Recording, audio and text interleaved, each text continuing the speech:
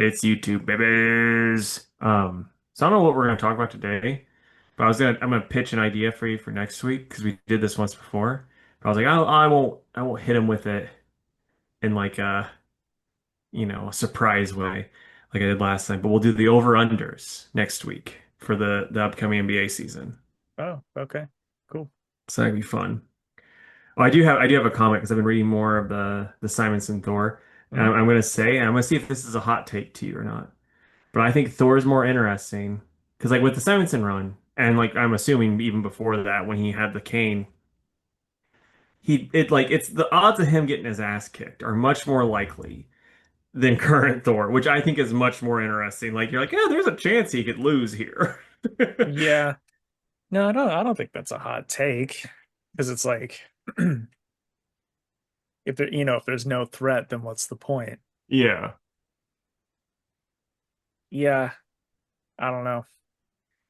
I don't think they'll bring that back just because it's like he's King Thor now. Odin's yeah. gone. It's like they can't have him be vulnerable like that. But yeah, I don't disagree. I think it was handled the best in Walt's run as well, just because you know how the Silver Age was with their kookiness.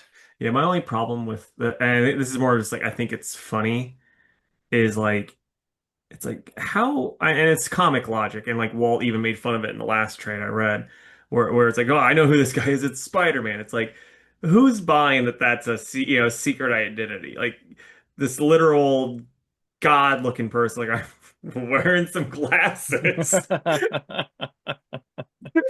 Yeah, for sure. How are you liking where you're at right now? I'm enjoying it a good bit. It's like the Thor, like the thing is, it's just like the Thor stuff is great, but then every once in a while it cuts to Balder, and I'm like, okay, you're fighting a big worm. Cool, dude. Get back to Thor. See, then there's me, and I'm like, oh, Balder's fighting a big worm. Is it the four issue Balder miniseries sprinkled throughout, or what? Must be because I mean it'll just be like Thor's dealing with Malekith and then like that family, like where the guy's the son, but it turns out he's actually the dad. And then like it'll just, and this is what was happening in the last trade too. And then it'll just be like, Baldur's having an existential crisis, and then Volstag's like, hey, I'm Volstagg, let's talk. And then Baldur's like, get away from me, fatty. And he goes on his little walk thing, and then this girl's like, Balder can get it. She's picking up what he's putting down, and he's like, "Get away from me, ugly!" And he just keeps going, and she keeps watching, and yeah, he's like fighting a worm last I saw. So Yeah. Look, we all sometimes have a crisis that lasts four issues, you know? It yeah, happens. I guess so. All right, well, guess we get into our episode. Yeah, let's do it, man. All right.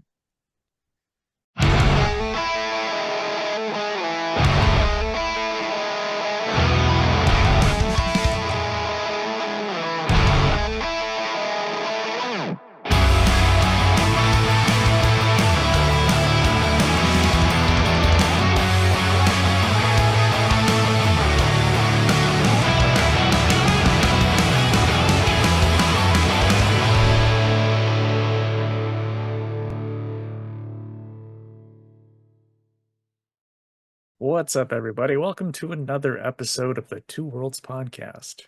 I'm Jake, and with me, as always, is the Cheshire to my cheetah. It's Casey. What's up, buddy? Not much, man. What's up with you? Not much. Ready to pod. Ready to cast? Oh boy. All right. Did Did you hear Greg Rucka? I've not read enough of his Wonder Woman, but he was like, to me, Cheetah has always just been in love with Wonder Woman, but she just doesn't know how to control her feelings right. Yeah, that doesn't surprise me. I didn't really like his Wonder Woman, so Yeah. See, that's I think that's a hot take mhm. because I think people really adore his Wonder Woman. Well, I guess I haven't read because he did it back before Rebirth as well, but the Oh Rebirth yeah. stuff I did not care for. So Yeah. it's fine. It's fine. Yeah, because people, the pre-rebirth stuff, I've not heard anyone really talk about his the post-rebirth stuff, but the pre-birth stuff Yeah. was uh was pretty like they always put that up there with George Perez's run. Yeah. But those people also didn't like the New 52 run, which we both loved, so I don't know if we have to listen to them. It's true.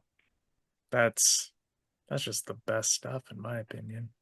I think the argument that I see on the old Twitter is it's like yeah, it's good storytelling, but it's not Wonder Woman because they do so many different characters that character assassinations and changes and stuff. But I'm always like and the argument of like that's fine that you feel that way, but New 52 was supposed to be a reboot. So it's Yeah. like Brian, at least Brian Azzarello was doing something different where Superman was like same shit, a little bit different costume. Batman, boy, you read my mind. Same shit, different costume. Yeah. Yeah. I kind of I kind of always hoped that he would come back and do some more, you know? Yeah. What is he? Is he doing like an indie book now? Yeah. I'm sure he is. It's just I don't know what he I mean he did I think he did that Moonshine book. I feel like he did either a special or a mini series for more 100 Bullets maybe. Okay. Um yeah. His last his last few DC stuff I don't think did super great. He did Batman Damned and then I feel like he did a Joker book. Well, he did a Joker and a Lex Luthor book before Wonder Woman because like same artist on both of them. And it's all like the Joker one. I never read it. People really liked it, and then I read the Luther one, and I wasn't super into it. Hmm. Yeah, I don't know. Just little stuff here and there. Nothing as big as, you know, Wonder Woman, I don't Yeah, think. So, I still think about anywho, that awkward moment that we had with him at C2E2. yeah, it was very awkward. Like you own a shop now, and he like, what if you get his like stuff and you make a call and you're like, hey, Brian Azzarello, would you want to come to my shop? And he's like, yeah. He shows up like, you, ugh, ugh. I mean, he was just as awkward as we were. And yeah, but in all fairness, he was also like talking to people he knew, and then like you and me both go like, we really like Wonder Woman. Yeah, yeah, it's true. I don't know. That I mean, that was an early C2E2 for Yeah, us. You know, we were still very much starstruck and also didn't like understand social cues. well, I mean, yeah, but also there's a few unspoken rules about, you know, the creators of the hotel and like when they're at dinner and stuff like that, which we never bothered anyone while they were like at dinner. This Yeah, was just Brian Azzarello talking to somebody he knew in the hotel lobby and we were passing by. So though I will say though, if you see Marv Wolfman eating a fucking late lunch, go ahead, go talk to him. Remember that day?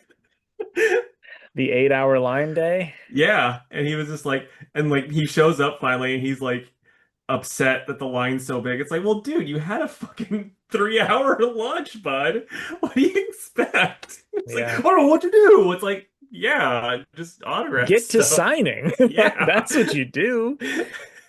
It's like, don't have a long lunch. Like, that's all there is to it. Yeah, that was a bit silly. But we got through. I was like, can you save my spot so that I can go do this for Art Germ as well? So Yeah. that whole day was just nothing but we knew it was going to be that way. That was George's last time in Chicago. So Yep. Yeah, I expected it to be long, but I just didn't expect such a fucking long ass lunch. Yeah. I mean, that was essentially the entire Saturday.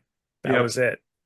So, At least it was close to like the lunch area, so we could grab chairs. yeah, Because just think if we were having to freaking stand in that thing the whole time. I know. And that line got hit by everyone fucking peddling their bullshit too. It's like, get out of here, man. My mood's already Right. soured from his 3 hour lunch. I don't want to Yeah. listen to your pitch. Let And us know the down below your guys' weirdest comic book convention things. Oh my gosh, that could be a long list. Yeah. I think about it every once in a while that time. I wasn't there. You told me about it though. You were with Meredith and someone was like, and she was, I think Wonder Woman maybe? Something with her butt out. And Black Canary. oh, it was Black Canary. And then the guy was like, gets a picture of her and he's like, can I get one from behind too? Yeah, and she was like, "No, fucking weirdos. Oh, it's so Just be funny. normal. Just be normal." At least he asked. It's like, I mean, could have been worse. He could have just done it. Yeah, I guess. I don't know. Both are not great looks, to be honest. No, not at all. But I mean, it's just like, well, at least he's trying to get consent for it. Oh It's like, gosh. could you like turn around? Okay, like bend over and like act like you're picking something up. Okay, perfect.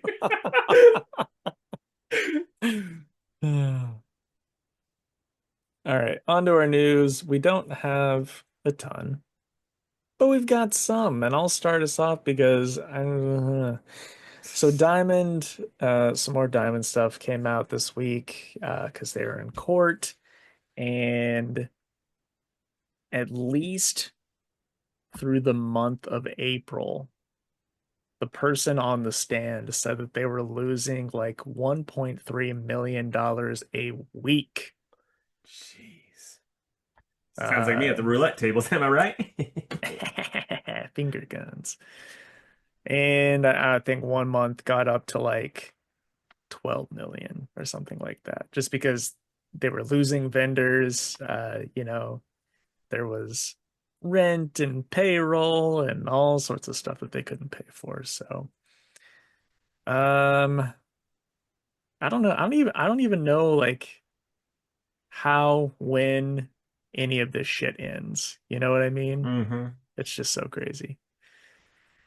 Um, and then my other thing kind of piggybacks off of one of yours, so I'll let you go. Alrighty.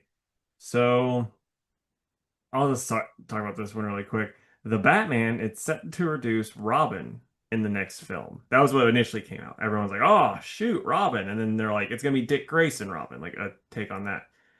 But then people are like, "Well, Gunn shot that down." Because in a tweet he said, "Guys, only like three people have read the script. I'm one of them. Matt Reeves is the other, and there's a third person that's read the script.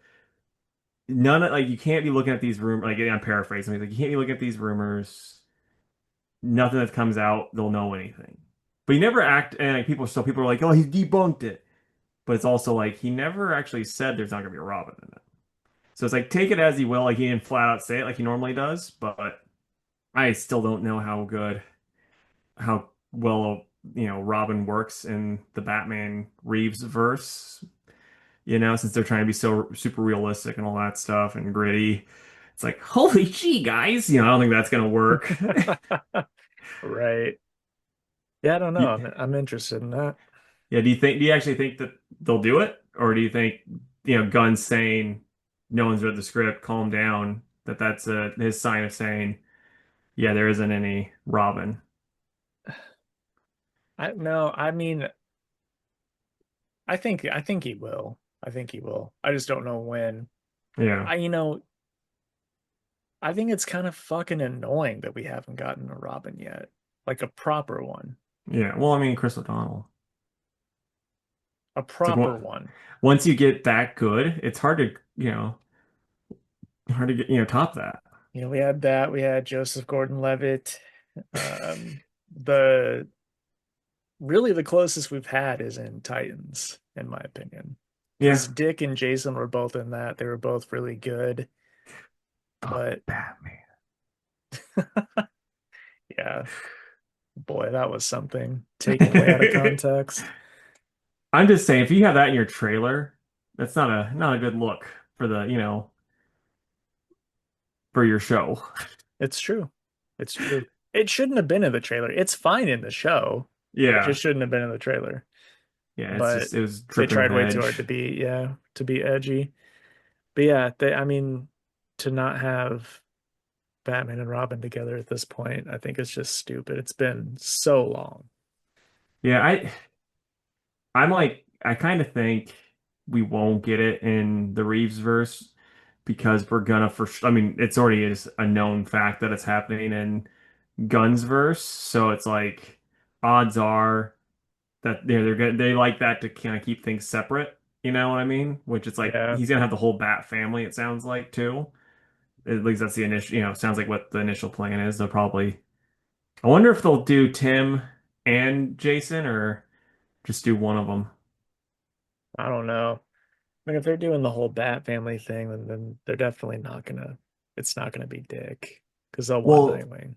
yeah, 'cause that's the thing. Is like the rumor that I heard with the regular universe is it's Nightwing. I get Batman's been Batman for a little while, so Nightwing's Nightwing for sure, and Damian's gonna be the Robin. But we don't know if Jason or Tim are gonna be how they're gonna be involved. Yeah, I don't know. I mean, really, I would like all of them to be around. Like, we can have Red Hood in there. Pretty much everyone knows the deal with Red Hood at this point. And then, yeah, with Tim, I don't know.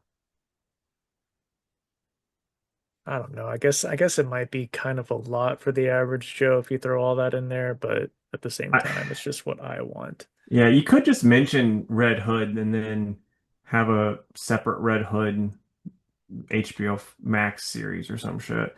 Because I do Yeah, think like early Damian Tim is kind of necessary unless they want to like combine Dick Grayson with Tim. Because like it was always like Tim going like, "Oh, this is my adopted daddy. I love him. You're my adopted brother now." Damian's like, "Get away from me. You have a real dad." And then they fight and all that type of shit. right. Man, that Yeah, era of Tim was always the Tim Drake.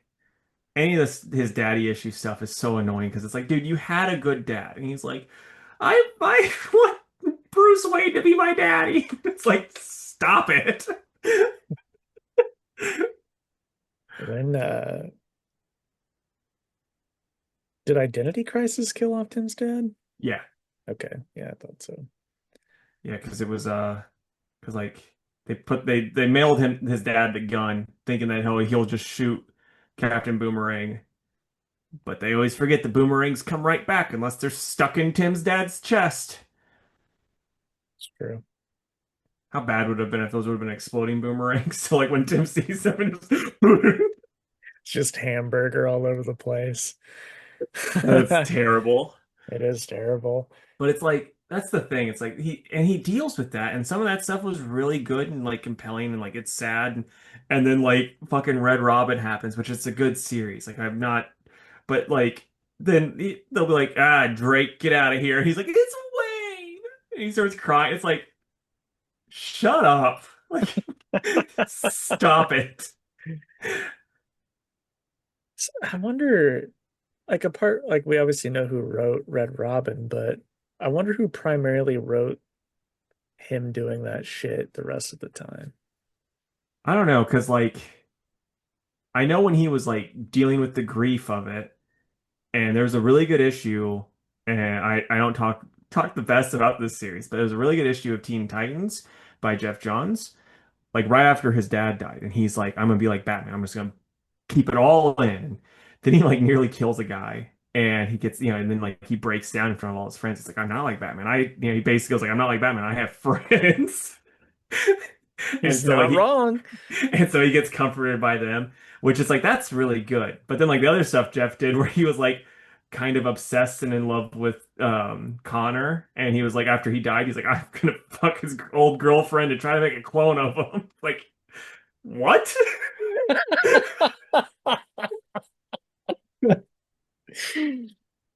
Boy, I haven't read that. You make that sound so crazy. I mean, like, I'm actively making it worse sound worse than it is, but I would recommend, if as a Tim Drake fan, that issue. I don't know, remember the number, so just I'm sure it's like the Identity Crisis tie-in to Teen Titans. Just to look that up because you probably have it in like one of your dollar bins at your shop, and it's good. It does sound good. I like stuff like that. Yeah. And okay, so I think this is what's going to connect to your other bit of news. So I'll bring this up really quick. The next super, actually, we'll save this for last because this other bit of news is not near as interesting. The Um, bombshell. so it got announced that Paladin, probably like your favorite D-lister's costume, a lot of purple in it, you know. There's a lot He's of got purple. he's gonna be in Vision Quest, played by Todd Stashwick. Which I don't know who Todd Stashwick is. I do actually like Paladin. The little bits that I read, he was in a Heroes for Hire. That was like when I was in college that I was getting. That was actually pretty good. But you know, I've not read much Paladin. I know he's in some Daredevil and Punisher stuff. Um, Not really a good guy, not really a bad guy, hmm just a mercenary who kind of tussles with some of the heroes sometimes. So I am curious how they're going to play that with Vision Quest. right. But are you hoping for the whole purple costume? I mean, I think they could do it where they just kind of either make it a really dark purple or just kind of mute the purple a little bit. Because, like, I mean, they made Hawkeye purple and it was done well, you know? Yeah, but I'm gonna say this. And this is just for Marvel, like for comic book movies in general. Go all fucking in. You Yeah, know, they won't do that. I know, but they should. And like I do at least the full costume with a darker purple. Because like we Mhm. didn't get the fun, I mean the terrible, like let's be honest, Hawkeye costume, like the original one with the Mhm. Hawkeyes. But you know, like that was before people were more embracing comic book movies. They're ready for it. Actually, I think we probably missed that boat. I think in game era they were ready for it. Now they're just like, stop making these. Yeah, dude, I I'm not gonna name them by name, but one of my regulars came in. I hadn't seen him in a week or two, and he asked me about Fantastic Four.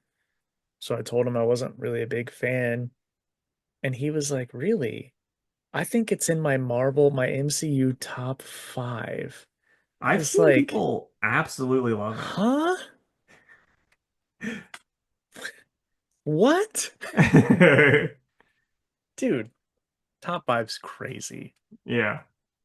That movie in the dictionary is next to mid. That's what that movie is. Dude, so just speaking of like kind of mid movies, I saw discussion of Age of Ultron on the old Twitters. One of my faves. It is. It I really mean, is. is it like really one of your favorite? Because you like Quicksilver and Scarlet Witch? It's probably in the MCU top 10. Oh, I could see it being in the top 10, but this is a question I was like, I should ask Jake this on the podcast because they were talking about how like Black Widow, when she got her little trance thing, it was like, oh yeah, this like really kind of like hard thing for her to see, you know, from like her getting the Red Room shit. And then Steve was I don't remember what Steve even saw, but you know, he had this introspection moment and shit. And then it's like Thor, it was just like, oh, we're gonna be working on a Thor sequel. Let's just toss clips in. And then they just never use those clips because they went a completely different direction with Ragnarok.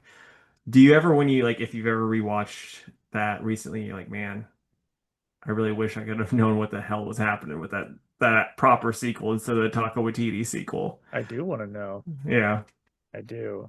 I get that the Dark World is like bottom of the list for a lot of people, and I recognize that it's not great, but I really don't hate that like other people do, and I especially don't hate it after watching the Taika movies. It's like, no, it's not great, but I think it's better than A lot of shit we're getting the last few years. I think, I mean, we just need to make this to be a superhero movie podcast. But no, I think those earlier Marvel movies are all better than the current stuff because it's like it was before stuff started all feeling kind of, rinse, wash, repeat type shit. Hmm. And so, yeah, like, though I will say the first Thor and then the second one also had this problem too, where they're like, we need to add in humor. It's like, either get better jokes or just don't add in humor. Because, like, so many of those jokes were just Well, unfunny and just so bad. I I don't mind the Thor being goofy because he doesn't understand Earth customs humor. I think that worked fine in the first one, breaking the Yeah. mug and stuff like that.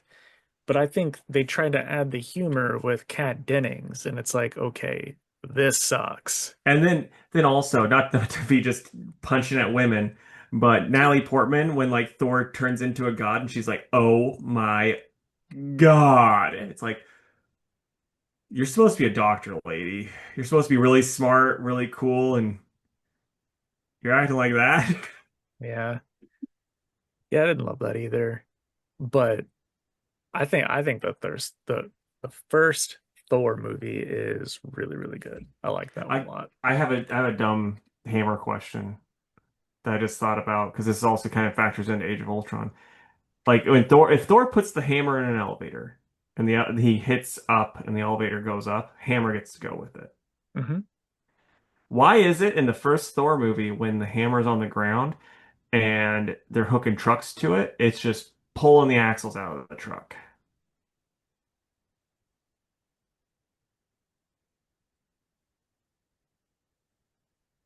I don't know. I I think that stumped him. I think that sometimes I think sometimes Thor, I don't know if it's the way he puts it down or if there's some sort of connection there. He doesn't want it to move and it won't move. But I mean, with this first movie, it was 100% about worthiness and all that. Well, yeah, but So like, it was also Odin throwing it through space and just yeah. making it crash land somewhere. Like, I don't know. I think it's fine like that.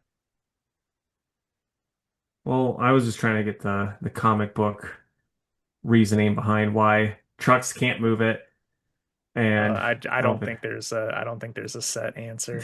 You're like, well, actually, elevators are worthy, and Of course. Fords fucking aren't.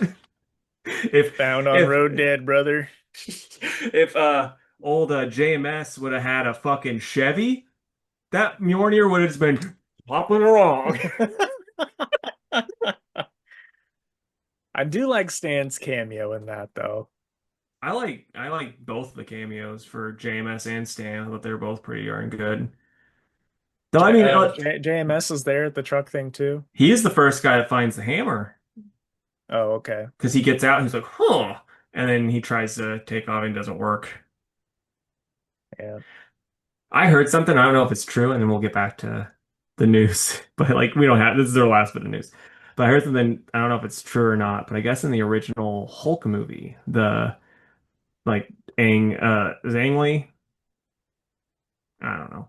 The original Hulk movie, they had Jack Kirby was still alive when that one was being made, so he's got a cameo in it too, along with Really? Stan Lee and Lou Ferrigno. That's what I heard, and I was like working in a tractor when I heard it, so like I could have just misheard for all I know, because it was on What Went Wrong. They were talking about that, and they mentioned old Jackie Boy briefly. Yeah, he plays it was in the old Hulk show. Okay, He is in one episode a police sketch artist. okay. I see. They had said they made it sound like he was also in the original movie, the one before Incredible Hulk with Eric Bana.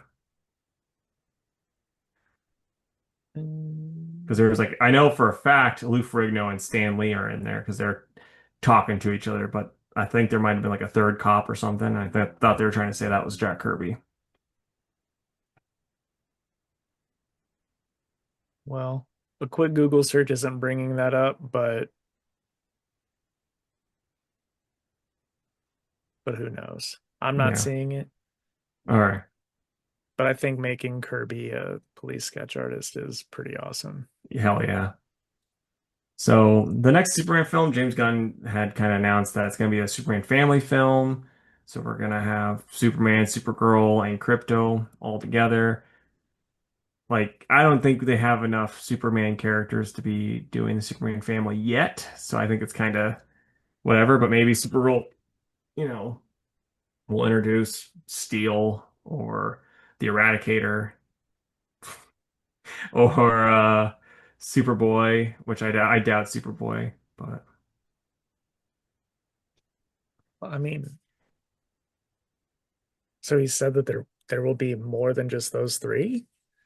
well, he just said those three, but it's supposed to be a Superman family movie. So it's like instead of being Yeah, Superman but 2, we're getting like it's going to be like the super family, and it's like two people and a dog. No offense to people that are living in a house, two people and a dog.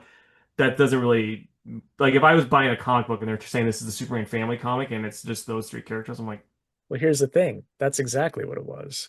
There's a book from the oh, 70s called okay. Superman Family, and I think it's just a play on that because it was Superman, Supergirl, and Crypto. Okay. See, well, Supergirl also had like a cat and a horse that she wanted to marry. And well, that wasn't that the thing with the horse? Because it was like the horse had this brain of like someone that she loved and she was in love with the horse. Dude, who knows what they were on when they were doing that shit? I watched the Casually comics where she was talking about that because like the weird stuff that Supergirl did. And it's like I think there was like a weird love angle between her and her horse. So, She's just a horse girl, man. Come on. yeah, there you go. And then she had the cat. She had some more animals too, though. It's just like it was just kind of like, well, we can't give her a proper love interest. Let's just give her an animal.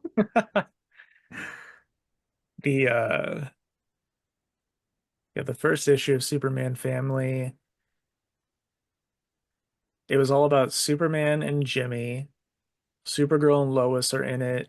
Crypto had a little story. I think the backup, like the proper backup, was a Perry White story, and then the one of the stories inside was called The Three Wives of Superman. Probably all had LL names. Have you noticed that? Yeah, It's like Lana, Lois, Lois. Lana, and then there's that mermaid that he dated in Yeah. it's like Lori something.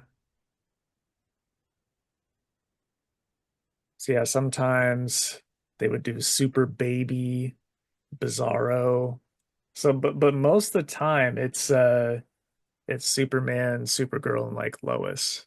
Yeah. So I mean, but that's like I mean, not to be trying to backtrack now, but it's the way he made it sound. It sounded like it was supposed to be like a super family, not like the characters that are in the Superman book family. You know what I'm saying?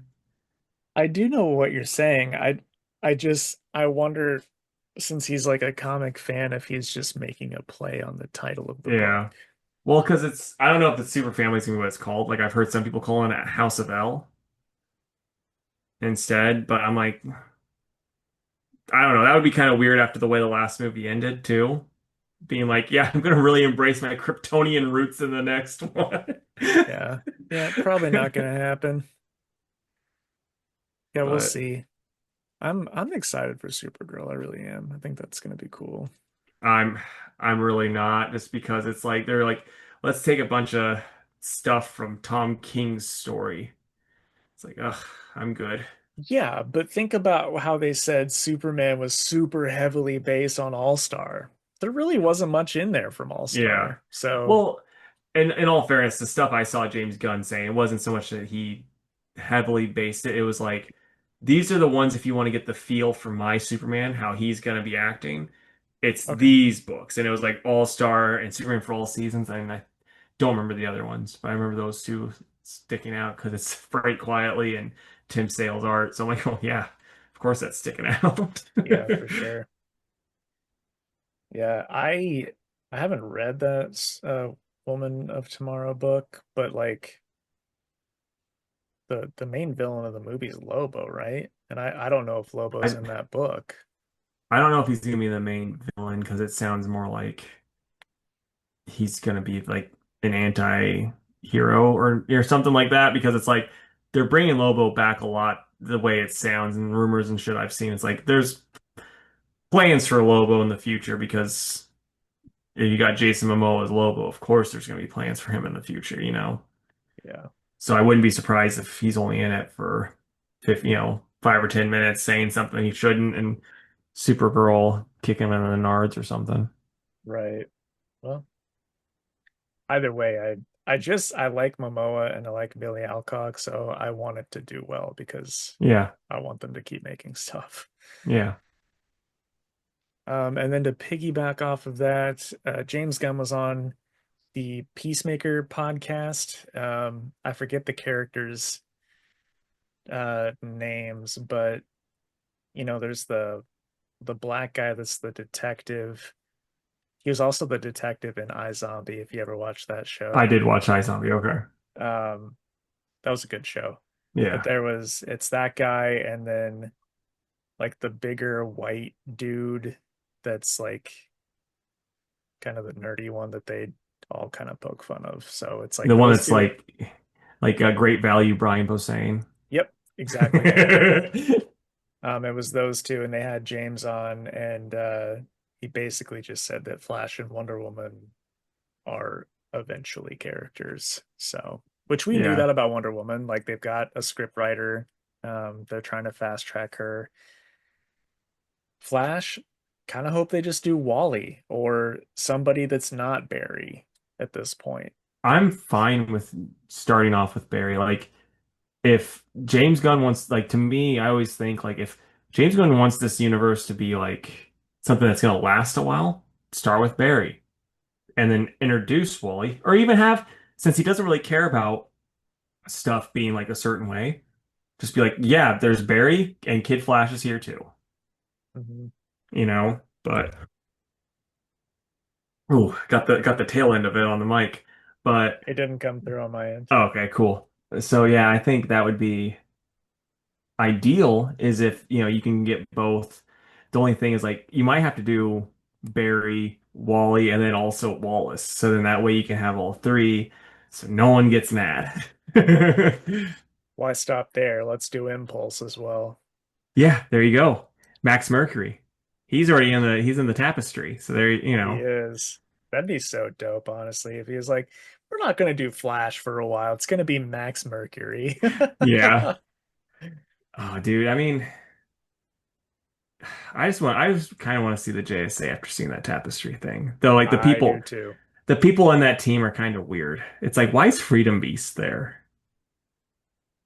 Yes, but also, I mean, isn't that just so James Gunn? You know what I mean? I guess, but I mean, like, damn, what universe are we living in where Freedom Beast was around before before Bwana Beast? This one, the Gunverse.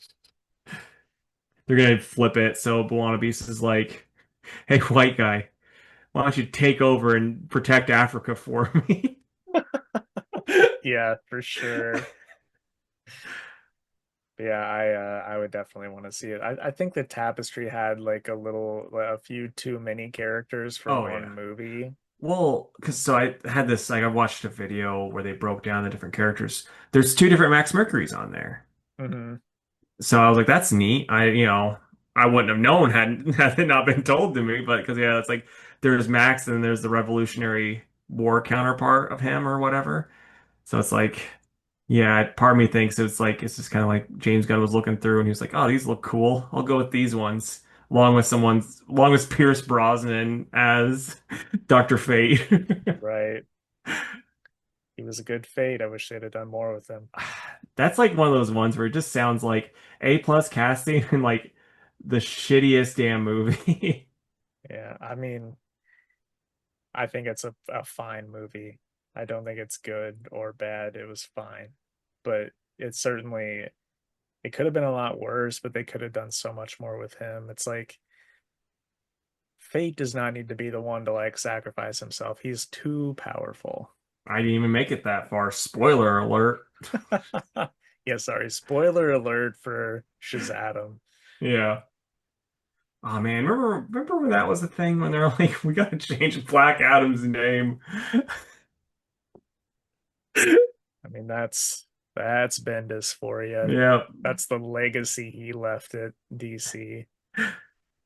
Shoot. He's not doing much. I think all of his creator-owned stuff is being put out through Dark Horse or something, but Really? I'm very glad that his DC run was pretty short-lived. Yeah, he did a lot of damage though while he was there. We knew he would. Yeah. Thankfully, Let though, like a lot of it was just like Legion of Superheroes. It's like, yeah, which let him do that over there. I mean, it's also kind of like that's a fan base. It's just fucking starving, and it's like he's just giving them turd sandwiches after turd sandwiches. Yeah, yeah, you're not wrong. It's like we're just so hungry. He's like, here you go. Like, I think I mean they're gonna be less hungry since they're so involved in this whole all in stuff, you know? yeah.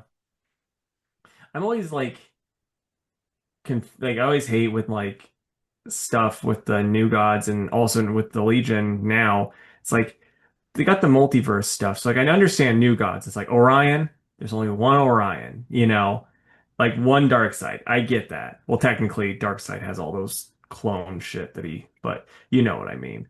But then like Legion, they'll be like at least this comes off with like the new Superman book. It's just yeah, this is we're evil now. It's like you're not from a different universe. It's like no, future time travel. We're just evil now. We're the bad one. We're the same ones that we knew, but we don't remember as much, and we're bad. And see, I kind of thought that Saturn Girl was being a little weird with Superman. It almost makes me think that it's not the real one. See, that's what I was wondering, but I'm like, I was just kind of like, I was to the point where I'm thinking it was just they were too contaminated with that Omega shit that Well, that was could be. messing them up. Yeah, that could be like the Challengers. Yeah, but hey, man, what you read this week? I read Resurrection Man #5. Cheetah and Cheshire rob the Justice League, not rub the Justice League. That's a different book. Thundercats, Powerpuff Girls #1, Moon Knight #11, and JSA #10. Okay, we don't have very many Muchis. I really thought you were gonna be reading the last issue of Daredevil. Oh, I just don't think I gave a shit. Fair enough. Helverine issue 9, Farmhand issue 24, Godzilla Escape the Dead Zone issue 1, Justice League versus Godzilla versus Kong number 2 issue 3, Red Hulk issue 7, Daredevil Cold Day in Hell issue 3 of 3, and JSA 10. We got a few more than you, so I'll start us off. Helverine. He's fighting demons in hell. Pretty cool cover. At least this time he ends up in hell, messing with some demons. We get an Aurora. She shows up. North Star's sister. So because she used to date Dakin, she was really Oh, I didn't know that. yeah. It was in that X Factor book. They started dating, and then he died, and then so she was like, Oh, yeah. so he was like, hey, since you're super fast and the government doesn't want me to leave yet, would you mind checking out this area that I think might be bad? And she's like, yeah, I'll come right back. And he's like, cool, I'll buy you breakfast, toots. He doesn't say toots, but he's like, I'll buy you breakfast. And so then she flies off, and then she just doesn't come back. And he's like, oh shit, there's demons up in there. So he goes to basically do that. And Mephisto's like, "Hey, I got your girlfriend. Help me beat the Demon Hulk that you've been fighting on the cover for the past 10 issues." and actually fight him finally, and then all that, and he's like, okay, and that's how basically it's just like, yeah, he's gonna fight the Hell Hulk soon, maybe. It's only been the last three issues. I don't really want this to happen, but I think it would be hilarious if next issue they don't fight. I do too. I do. I think it'd be hilarious. It's so funny if like they never fight the whole time. Just a huge tease. Yeah. But no, Oh, it's sorry. I'll wait till you finish this okay. issue. No, it's a fine issue. It's a fine book. If you've liked it so far, you're gonna like this. I'm gonna go 7 out of 10. Real quick, I'm totally changing subjects here. All right. Have you watched any of the new King of the Hill? I've watched it all. Yeah. Okay, so I've watched like four, three or four. I just watched the one where Bobby got in trouble for cultural appropriation. Oh yeah. I actually think the season's really good so far. It is good. It's like there's still things that like little things that annoy me, but for the most part, it's really good. Like what? I well like so like throughout the whole season, Peggy has like way less stuff. Like she's basically in this one now just a soundboard. Like she really doesn't do much. She'll just be like say something and it's usually funny. But it's not, there's just not much going on. And like used to would have been like prior to rewatching it last time I rewatched it, I would have been fine with that because Peggy was like my least favorite character. But then like She's awful. oh, she is, but that's what makes her so funny. And so it's like with this one, I'm like, it's a bit not enough Peggy, and there's like too much of the as it gets going along, it's like there's way too much of the Bobby, Connie, will they, won't they stuff that kind of goes on, which it's like Okay. again, it's fine, but it's just, like the worst thing in the whole series, and he's not in it much. It's since they're like the guy that does Khan's voice is white, we can't have him be Khan's voice anymore. And the guy that got to do it is just like, I'll just use my regular voice. And like he doesn't sound like Khan at all. He sounds terrible. And it's real bad. I gotcha. That's a shame. Though there's the one part that that really got me. Uh Peggy says something that makes Dale mad, and just out of nowhere he's like, all right, let's take it to a vote. Who thinks Peggy should stay inside with the shades drawn? And then they're talking about beer, right? And Yeah. the kids are like, man, this tastes worse than possum urine. And Dale leans over. He's like, it tastes way better than possum urine. Trust me. And when they were like looking through that dude's trash and like the Joseph running away with the trash bag, like, like It was so good, dude. I'm really liking it so far. It makes me want to rewatch the show. There's just a lot of the show. yeah, it's one of those ones where I would have as it was a background show. Yeah. So, Anyway, continue now. okay, I'll talk about Farmhand really quick, and I'll let you go. Farmhand issue 24 by Rob Guillory. Last issue, I was like, this is really good. This issue, I'm like, this is still really good. I really like it. The art's really good. Story, I'm very much invested in after I kind of, I got caught back up after it taking like 3 years off. But I really liked it. I'm gonna go 8.5 out of 10. It's I'm good. glad it's still good. Terrible time to be getting in on it though. I think there's like two issues left. So if next issue comes out and you're like, you know what, I'm gonna give this a go, just see what happens in issue 25. Don't do it. Yeah, fair enough. Uh, okay.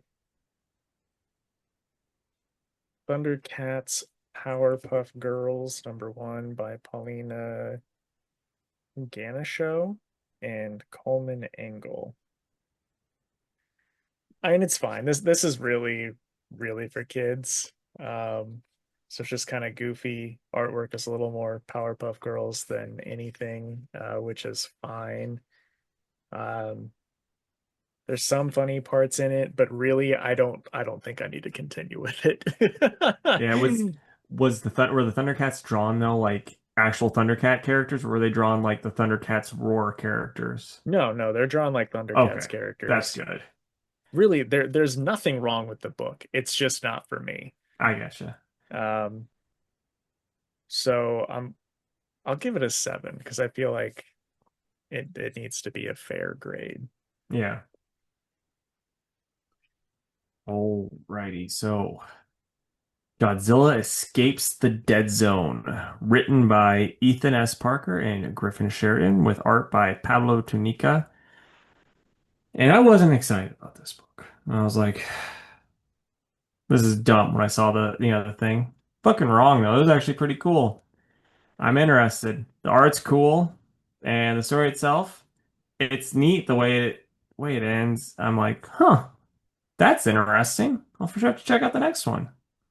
Because it's like this wanderer guy. He's got a tail and he's just doing shit, fighting monsters and stuff. And then he finds a girl in one of the monsters. That's how it ended. And so I'm like, okay, well, see how that goes.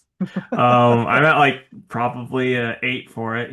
Like I said, it's pretty cool. Can I see the cover of that one? Yeah. Yeah, okay. Okay. They And then, they they want weird. They're doing weird, you know? yeah. And then the other Godzilla book, Godzilla versus or Justice League versus Godzilla versus Kong 2, issue 3. Um, Art's kind of cool in it, but this issue is pretty darn forgettable. Superman and Lex team up to fight. What? I mean, the other ones weren't really forgettable. This one is like where the other ones are like, something stupid could happen. Like we get King Shark getting killed by Godzilla. This one is just kind of like, oh, okay. Um, it is more build up to the next issue. And then like last issue, I was complaining because they kind of made Wonder Woman look stupid, but then it's like, it was a trap, you idiots, and then they break free and stuff. But also, it's by Brian Buccellato and Christian Ducey on the art, and yeah, this one, it's not like the way Brian writes all the characters. It's just like this is how like I have to be like this is how they must be in this universe because it's not how I'm used to them. So I'm not really into it. I think next issue is going to be better because this was a lot, like I said, a lot of build up and not much else is going on. I am going to give it probably like a 4. Wow, high grade. Yeah. You should be really checking it out, man. I'm sold. All right. Cheetah and Cheshire rub the Justice League #1. I mostly picked this up because Lyrics did a variant cover that I thought was pretty. hmm But it's by Greg Rucka and Nicholas Scott. I guess I don't really know shit about Cheetah. And Greg Yeah. Rucka probably does because he's written her a lot. But it starts off with her like paying this guy at the morgue to let her eat a dead body to like, you know, satisfy the hunger that's inside of her. Is that a thing? Dude, you read more Wonder Woman related books than me. Hmm. Okay. Anyway, uh dude, this part was so weird. Then we cut to Cheshire and she's in a lab making rats explode, as you do. Yeah. And like the guy that actually works the lab shows up and he's like, Jade, I'm afraid it's time to lock up. It's getting late. It's like, I was just finishing. Thanks, Tommy. I really appreciate you letting me use your lab. And as she's walking out, she stops and looks down and she goes, Oh, might want to take care of that, Professor. Think of me when you do, babe. I'm like, the lab guy just popped a boner in the lab? It That's awesome. was like, did this need to be in here? Then the next page, it's just the lab guy rubbing one out. He's like, yeah, yeah. And it's like, that's the whole book. It's And like, what are you wouldn't you doing, know it, Bryce? the lab guy looks like Greg Rucka. I don't know. Anyway, then, Cheshire and Cheetah happen to be at the same place beating up bad guys, and Cheetah's like, this thing I want is it's in the watchtower. You in? She's like, what? You're crazy. I'm in. That's kind of where it ends. So, oh, but then it ends with them saying, we need a crew. So, yeah, I'm probably not picking up the next one. You know what that makes me think of? It's like I saw this thing on Twitter where they talk about have you heard people talk about like Surf Dracula? Oh, yes. It's like back in the 90s, someone would make a show about Surf Dracula in every episode. He'd be out there surfing. Now, call the show Surf Dracula, you hit the first whole season and him just getting ready to surf. It's like that's kind of like this book. It's like they're robbing the Justice League, and this one is just them like guy popping a boner, getting ready to rob the Justice League. That's exactly right, dude. This is definitely Surf Dracula #1. I don't know, dude. Maybe it's me. Maybe I just don't get Greg Rucka, you know what I mean? I don't know, man. I know I don't. The little bit of his stuff I tried to read, I'm just like, I can't do it. Maybe I should be singing praises for Boner in the Lab. I don't know. Well, I mean, like I've never related to a character more than that moment. So like, I was all in at that point, but after that, I'm just like, yeah, I don't know, fighting bad guys, that's weird. Don't get me wrong, Cheshire's got it going on. But I don't know. I guess maybe like a 5. I gotcha. Speaking of Surf Dracula, this just made me think of something. I've been watching Twisted Metal, the second season, and that show's a fucking Surf Dracula, I swear. First season was all preparing for this fucking gang. Like they don't. It's not. He doesn't even do the big old twisted metal stuff. Like he'll do random drops. And then this one, all the trailers are like, well, old what's his name's like, I'm having a race. All that type of stuff. And then they're like, cool. And like the first three-ish episodes, it's like building up to them meeting. Oh, it's Calypso meeting up at Calypso's place, and the last one's like, okay, to get to be able to go into the race, you have to take stuff and deliver it to this thing. If you survive, you'll get to be a part of Twisted Metal. It's like by the time this season's over, the tournament's gonna start, isn't it? Because it's like 5, 6 episodes in What of the if it gets second season. canceled? I mean, it's like Peacock, one of like Peacock's only shows, like that and Poker Face. So I think it's gonna be okay. Yeah, but what if it's not? What if it's just 2 seasons of buildup and then not jack shit I happens? mean, I wouldn't be surprised because like I watch it, but I'm not ever impressed. Let down below though, guys. You like Sweet Tooth, or maybe you're like, nah, just Poker Face for me because Poker Face is actually good. Uh, so next up, it's Red Hulk by Benjamin Percy and Jethro Morales. So he fights old Trasky Wolfie Boy and gets beat up, ends up on a table, and then Deathlock and Machine Man are doing some crazy stuff trying to get old Red Hulk, and Red Hulk gets getting experimented on. It's it's good, it's solid. I like this book a lot. Enjoying it. I'm gonna go probably an 8.5. I enjoyed it. I just constantly enjoy this book. This is one y'all should be checking out. All right.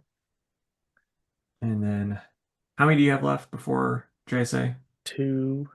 Okay, so I'll let you go, and then I'll do yeah. All right. Resurrection Man Quantum Karma #5 by Ron V and Anand RK. It's good.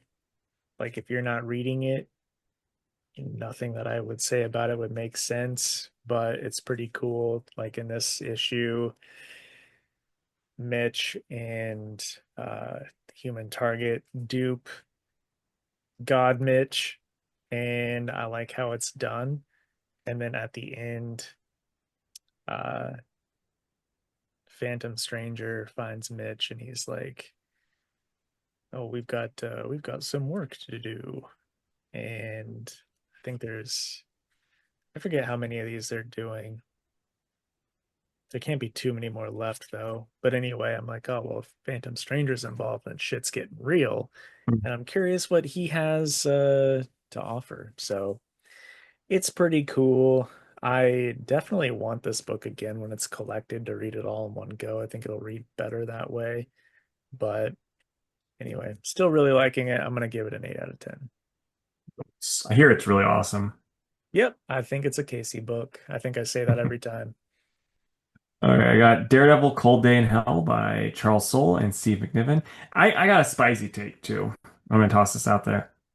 So McNiven's art in this isn't near as good, and I'm gonna put the blame on someone else that's not McNiven because you look at just the spots that are inked and not colored, you can kind of see here that looks way more McNiven-y to me. Mm-hmm. And then I'll try to find that same picture. I think like I personally blame the colorist because you look at that compared to those, you know, when it's actually colored versus like McNiven's Yeah. inks and because the color is by Dean White, and I think Dean White brought it down. No offense, old Deanie, I don't know anything else about you, but it's something about him. It just doesn't look as good as what like he looked in Civil War and Death of Mm-hmm. Wolverine. Sure. But yeah, so Daredevil fights Bullseye. Punisher does some cool stuff in it. It's old stubby Punisher, and then the girl does some stuff, and it ends, and that's how it ends, and it's fine. It's not great. The I'm art not was missing out then. no. I mean, like if you're bored at the shop and you've already read the other books that I've told you to read while you're bored at the shop, yeah, you can hop on this one too. But you're not gaining too much. And even as someone that had read all of Charles Soule's run, which I don't know if you read all of it or not, but Mm-mm. I did. I didn't gain too much from it that way even. Like I would, I was kind of expecting it to be like yeah, this is a lot, it's like a good, nice bow on it. And it's like, that's really not. So it's whatever. I thought it was fine. You this is also off topic, but you have inspired me to set out a short stack of trades that I really want to get through in the near future. Oh yeah? What's some Yeah. of the ones that you got on there?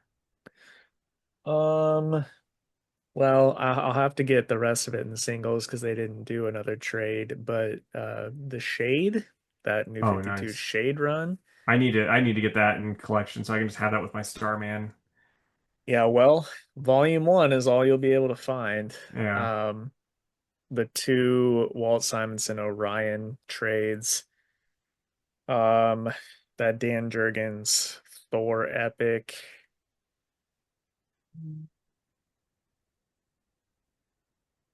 I don't remember something else. Oh, it's like Something's Killing the Children Volume One, just because Okay. people keep hyping that up so much. Yeah. So, but yeah, it's those for right now. Nice. I'm planning if I ever get through my pile, or it's technically two piles, but if I ever get through my piles, I'm gonna restart Starman because I haven't read that since like 2014. So it's been a Since right before you while. gave it to me. Pretty much, yeah. And I got it back to you real quickly. So come Yeah. on, man. What you been Only waiting like for? only like 7 years. Yeah, that's it. But hey, I did it, damn it. Yes. All right. Moon Knight Fist of Khonshu, number 8 by Jed McKay and Domenico Carbone. This whole issue, you don't like all of the characters are talking to you. It's clear that you're in the POV of a character. You just don't know who till towards the very end. And everybody, like all of Moon Knight's friends, are getting together for a birthday party for Mark. And then you find out that the character is his daughter. Um, So at the very end, they have a bit of a conversation.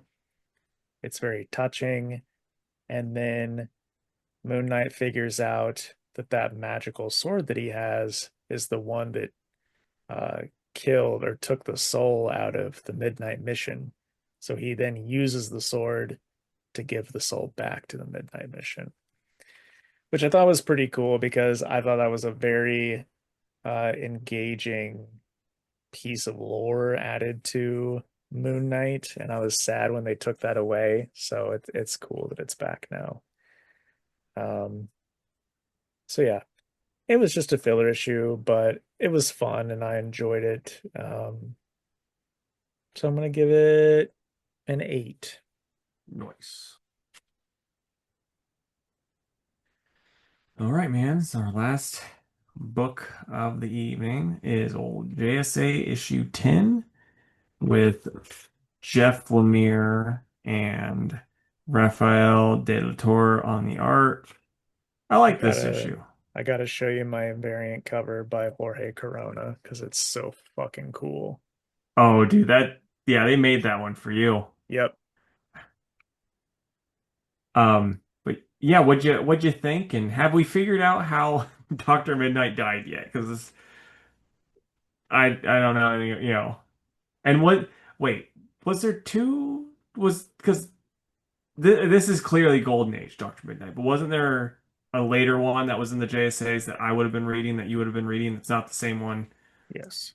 Okay, so I'm assuming this one must have died at some point, and then the other one that I recognize There's was like the there's like Steve McNider and then like Charles Knight or something I like that. gotcha. Um, but anyway, I like this quite a bit. I think it's kind of weird that like we cut back to Hawkman and Hawkgirl and they don't know shit about what's going on. Because they're Yeah, like, oh, Ted's helping the kid. And it's like, man, Ted's been dead for like 3 issues, you know? right. So it's a little weird to read that. But other than that, But like I think it's a really solid issue.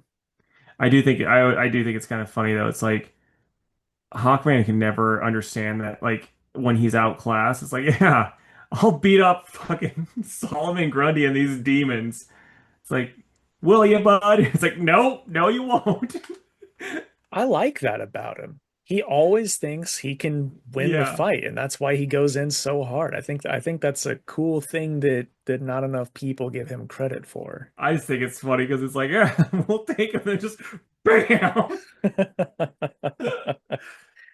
But I did like how they talked about Kid Eternity because I only knew the one. I knew um that one. He was in the Teen Titans, the Jeff Johns Teen Titans book. Yeah, I didn't And know shit about Kid Eternity. yeah, and like his whole thing was a little bit different too. So like because in that one he was able to open up the door because he was being used to bring back like dead evil Titan members and they made like an evil team and then they're like then they're like I'm gonna of course like I'm gonna bring up good members and like they had a good guy team that dead good guy team that helped fight and stuff. And then I think Rob was like the Rob was like, "Can you bring back Superboy, please?" And he's like, "Stop it!" It's like, all right, back to plan B again. Um, yeah, I thought not knowing shit about this character, I thought it was cool that she showed up and was like, okay, Dr. Fate power time. It's Yeah, like, holy shit, she can right. do that? It's pretty awesome. Yeah. And and it didn't feel forced. Like sometimes you get that with a new random character where they're like, they're able to automatically be awesome. But with this, it's like, no, no, this is what you do. Nabu was like, I'll do the heavy lifting. Don't worry about it. That was like that type of thing too, Yeah. which it worked a lot better than if it was just she was just like, bam, I'm awesome. Right. But yeah, then, right away she goes into channeling Dr. Midnight. But I really liked Hawkman's face. Where was it Khalid? No, it said his name was Kent Nelson. So things are like starting to click for these two characters that have not been included in everything else. Yeah. Um, I feel like I don't know. I guess I guess what I'm about to say doesn't make sense, but like looking at this group, a part of me is like the JSA really shouldn't have too much trouble with these guys, but I guess that's not entirely true because a few of them are very powerful beings. Yeah. And they have the Spirit of Destiny now too. That's true. That's true. I have a feeling that this book is probably over at like 12 and I don't want it to be because I feel like it's been really good. Like all of it's been fine, but the last few have been genuinely very good Yeah. and I don't want to see it end. Well, hey man, someday Jeff Johns will finish his JSA run too that he's been working on. Fuck that. So do you know when Kid Eternity like what their deal is when they first were around and whatnot? No, like the only one that I read, I'm assuming the original one's the big one that they had in the picture when they showed all three, or not, like I think it's four of them, or damn, there's five of them. But I'm assuming the original one is that one. Mm-hmm. So, but yeah, with the one that I knew, he could just open up portals and bring people back and forth from being dead and not whatnot. That's how I remember it. Character debuted in Hit Comics number 25 in 1942. So, been around a lot longer than I thought. Yeah. Come on, tell me. Tell me powers. Tell me more, tell me more. Did she put up a fight? Kid Eternity can travel to and from Earth, possess ghostly powers such as intangibility and invisibility, time travel, and can call upon the spirit of the deceased, especially those originating of historical or mythological prominence, to advise him. It is funny because, yeah, the original one is that bigger dude. And why is he going by kid? He looks like a man. This is man eternity. Yeah. Though, okay, so I was wrong though, because in here he even says he's Mr. Keeper. So he must have passed it on pretty early on to one of the other kids. Oh, yeah. While empowered. Oh, okay, okay, okay. Yeah, yeah. One of the kids, it says, was empowered by Mr. Keeper. So, yeah, there we go. So now I'm Okay, guessing, less creepy now. yeah, I'm guessing it's the middle one that's like the most known Right. Yeah, he's because got he's he's got front and some main center. character energy there. Yeah. All right. I'll probably give this one a 9. Definitely my pick of the week. It was not a great week for me, but I think It JSA was the highlight. Yeah, it wasn't a great week for me either. I'm gonna probably be at a 8.5 and 9 also. I'm gonna go Farmhand for my pick of the week though. I've just been really liking Farmhand. What are Sure. you excited about, man? Um, Magic,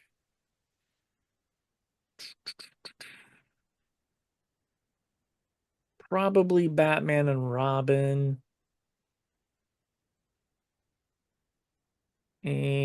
and Daredevil. Yeah, Daredevil's real good. Um, with the Magic book, this is just a genuine question. Is your like budget for variant covers just like just go in the toilet when that book comes out? Yeah, basically. Although I've been pretty well behaved. There was only like one or two books that are issues that I splurged for the 1 in 25, Yeah. but I didn't get all of them. And honestly, Magic is probably the best-selling book, like X book, not with X-Men in the title. Oh, nice. Um, so it really doesn't break the bank for me to order some extra to get Yeah. that one. And I, I heard a rumor this week that we might be getting Magic taking over Sorcerer Supreme post One World Under Doom. hmm, I I don't guess we're know. gonna we're gonna get some more info about that in that Doctor Strange number 450 or whatever. Yeah.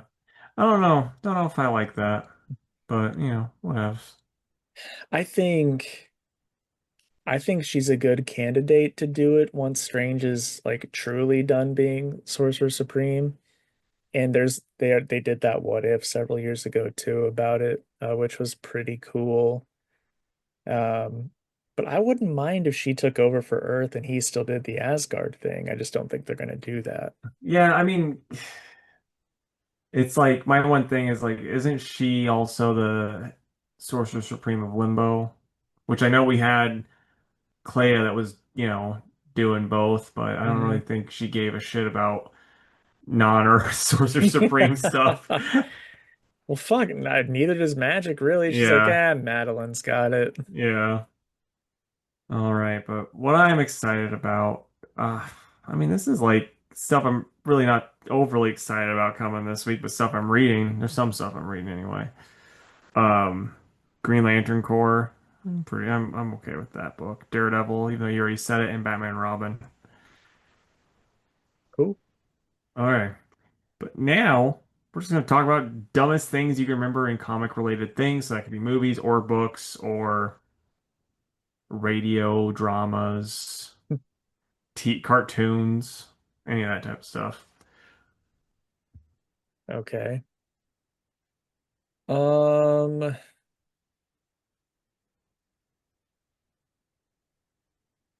Batman and Batgirl boning in the Killing Joke cartoon movie. Yeah. This is all just off the cuff. I'm sure there would be different answers if I sat and thought about it. Uh, Deathstroke fighting the entire Justice League in Identity Crisis, since we were talking about Identity Crisis. Yeah. Um, All-Star Batman and Robin in general. I remember Liz letting me borrow that and reading it, and I'm just like, what the fuck is Right. this?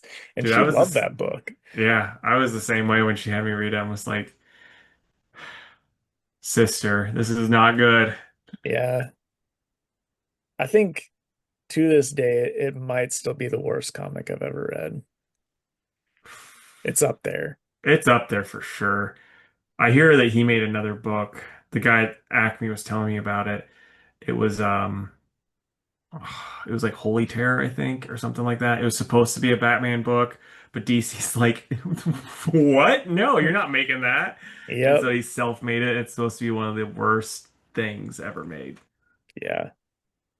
There's a point where he declined, you can tell pretty easily. Yeah, And then for a fourth one, let's just say Three Jokers as a concept. fair Boy, enough. what were they thinking? Yeah. So first one that comes to mind, and one reason I wrote this was and people will defend this to this day. And like I don't even hate this movie that much, but this is one of those things that really just irked me and still does this day. In Man of Steel, when after Clark saves those kids on the bus, and then he's like, "What was I supposed to do? Let them drown?" And Pa Kent's like, "Yeah, you coulda. Probably would have been better off." It's like, what? Pa Kent, shut up. Yeah. Yeah, you could say that about a few things in that movie. Yeah, like the worst part too, though, is like right after that, there's a great Pa Kent moment too, where like Superman, like right after that, he then reveals that you're a fucking alien, and Superman's like, "Does that mean I'm not your son?" He's like, "Of course you're still my son," and they hug. It's like, no, how do you go from like the worst Pa Kent moment to like a great Pa Kent moment? Like, what's going on? Yep. And then I'll do another movie one. So we talked about this last week. And first class, that X-Men movie with McAvoy. Mhm. So they go out of their way, and I talked about this, to be like, these suits are bulletproof, okay? And then gets shot at. Magneto, or I don't remember who. Like I think Magneto maybe like knocks them away, knocks the bullets away. They ricochet, so they're not gonna be as powerful as normal bullets. Still ricochet off, go right in Professor X's spine. He's like, I can't feel my legs. And it's like, Do they ricochet? I thought he just like caught them, but one doesn't get caught. see, okay, so I thought it was a ricochet. Either way, Maybe it was. fucking bulletproof suits that they go out of their way to say these are bulletproof. If someone shoots you in the spine, Professor X, don't worry. Feel the feel your legs. And then like it's like Wow, turns that's a out, weird thing to say. yeah, turns out you fucking lied. So that one's really stupid. And then Tom King's Batman run when he had Poison Ivy control the whole Earth, like everyone on it except for Batman. Like she just had everyone controlled. It's like, oh, this known street leveler Batman villain, she can do this. That's fucking stupid. And it's like every time like he tried to like knock someone out, she just toss a flash at them so the flash would get knocked out instead. Boy, I didn't know Yeah. about that. Yeah, it was bad. And then the last one, already mentioned on this podcast also, but Tim Drake, guy who was very upset about his dad dying, getting also mad at Damien for calling him Drake and being like, "It's Wayne." And this is before Drake was a rapper, before he was a rapist, to say you could be mad about being called Drake, you know? So, yeah, it's like, buddy, you have a fucking dad. Settle down. Or you did. He's dead. Keep his name alive. Come on. Yeah. All right, there you have it. I'm sure Yeah. we could go on and on and on and on about stupid shit in comics, but Let us know some of your dumb ones. Maybe, or, and hey, if you've read the Teen Titans book I always talk about, tell us what your opinions on it, because I know some people fucking love that book. all right. Well, that brings us to the end of the episode, folks. So do what Casey told you to do, and we'd love to stay in chat, but we have to go rub down the entire Justice League. So we'll catch you next time. Bye. Meow. Thank you for listening to the Two Worlds Podcast. You can follow us on Instagram at Two Worlds Pod, on Twitter at two_worlds_PC, and on Facebook at facebook.com/twoworldspodcast. You can email us with any questions or comments at twoworldspodcast@gmail.com, and if you would, please subscribe to our YouTube channel. We are Two Worlds Podcast on YouTube.